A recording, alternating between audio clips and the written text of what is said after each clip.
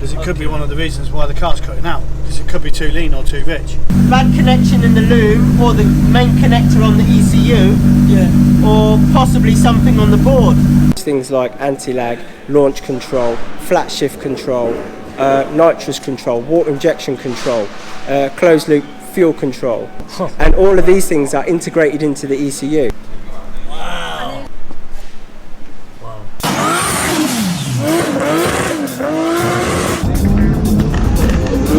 Has he recorded himself with Steve?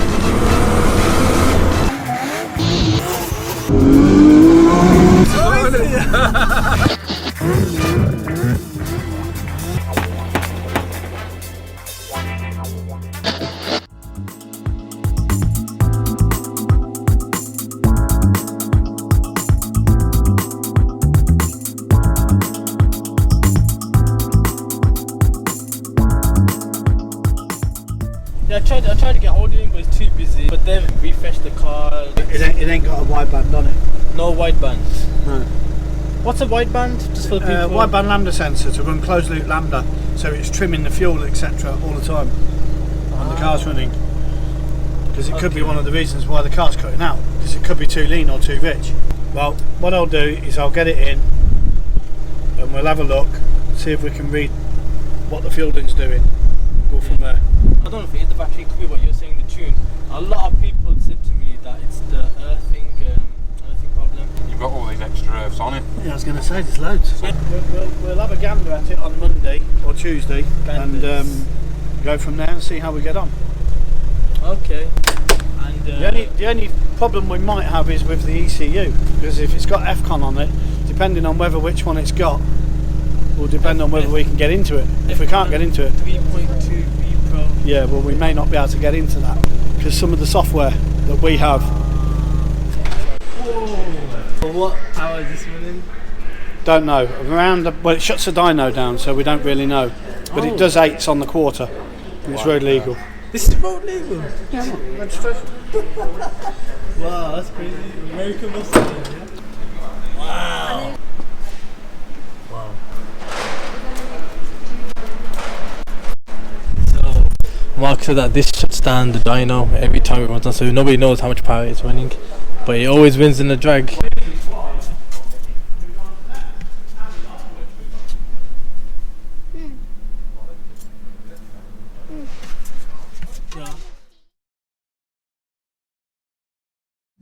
So how did you find the problem initially about the ECU? Well, mostly through trial and error, to be honest. Which is, you know, how all fault findings basically done. Yeah. But it was either bad connection in the loom, or the main connector on the ECU, or possibly something on the board. But I found when you move the ECU around, it affected the running of the vehicle. Wow. Could I still use that ECU? I think I would investigate it first to make sure that you don't end up with the same problem. Okay. I mean, it could have been to do with the installation, because some of the wires were really tight the way they'd been pushed through the glove box. Yeah. I don't know.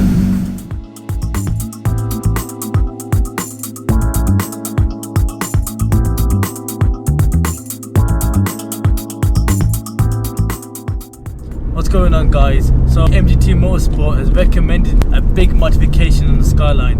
Drop a comment down below on what you guys think.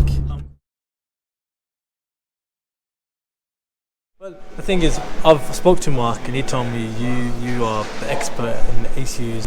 A lot of people recommended me to come here, and the thing is that I've got a HKSV Pro FCON. Why is it outdated? Tell me a reason to that. I mean, the ECU itself is a good ECU.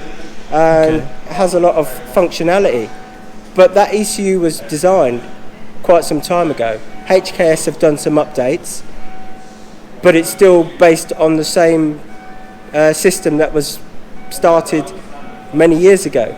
The difference is there are a lot of other manufacturers who are using current technology that allows more functionality and better control of the engine than the FCON. And the reason the FCON was popular in its day was because for the Skyline, there wasn't a lot of applications. There wasn't a lot of ECUs available that you could just plug in and get tuned. But obviously, many years later now, there are a lot of manufacturers offering devices that will fit on a SKYLINE, so the choice is much greater. Okay, so why people's opinions out there today, the predominant people use is G4 Link ECU, why is that? I can't tell you why lots of people use it, but I can tell you why we used it. Okay. There's a number of reasons. With everything that people buy for their cars, cost comes into it. So I found that the cost was really good for what it offered. The next was the level of functionality. Okay. And the third was the ability to get a good tune. Because at the end of the day, that's what everybody wants when they put an ECU on a car. Yeah, of course, yeah. And I think that's why it grew popular. Plus, recently, in the last few years, they had a presence in the UK. Because obviously, it's a product that's manufactured in New Zealand. Oh wow, I didn't know that. So I was buying them from New Zealand before they were in the UK. Oh, whoa. The thing is, as with everything, availability becomes difficult. Yeah. When you have a UK stockist, you can get what you want pretty much 48 hours. So I think that changed people's perceptions of what was available, and it meant that people were ordering them. Well, what's so good about the G4 then? Like, what's the functionality that it's got that people like? I mean, one of the nice things about that ECU and some others is that now you have a lot of ECUs that have full level of functionality, which includes things like anti-lag, launch control, flat shift control, nitrous control, water injection control, closed loop fuel control, closed loop boost control, and all of these things are integrated into the ECU.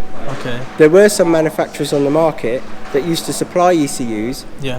that could do a lot of these things, but it wasn't in the base package. So you'd buy an ECU, and if you wanted to do closed loop fuel control, you had to pay extra for it. If you wanted to do launch control and anti-lag, you might have had to pay extra for that. So there were modules that you were constantly paying for. Yeah, of course, yeah. But now with a lot of these ECUs, all of that's integrated. When you buy the ECU, everything's switched on.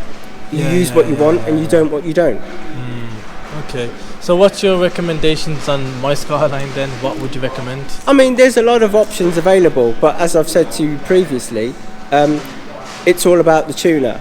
The most sensible thing for anybody to do that has a modified car is not to decide necessarily on the ECU they want to use, but to decide on the tuner they want to use and ask their tuner what their preferred product is. Okay. Because if you decide I want to use X ECU and you go to your tuner and your tuner doesn't really understand that ECU, then he's got to learn that ECU and the results may be subpar. But if he's working with something that he's confident with, then instantly he can get you the result that you want. So that's why a lot of people do it that way round, but actually the smart way round is to ask the tuner what he works with, make sure it fits in with what you want, and get the process going. Now we are dealers for Cyvex, we're dealers for Link, and we're dealers for Haltech most recently. Okay. I really like the Haltech product, which is why we've got on board with them, because they have some extra functionality that I didn't have in the Link ECUs. One of those things being long-term learning trims. So at this point in time, if you said to me, I want to put an ECU in your car, what would you recommend? I'd be recommending that we put a Haltech on there. Okay, wow. So that the only reason why that's better than the Link ECU, what you just said previously, is... Yeah, I mean, there's a number of things, but it's all about functionality and it's all about progression. So at the moment, that is their latest progression, is the Haltech Elite series. I understand. And I've just spoken to Haltech recently, and they're now releasing a new product yet again, which has even more functionality over what is currently available. And I like the concept that they're constantly evolving their product. And the products are generally backwards compatible.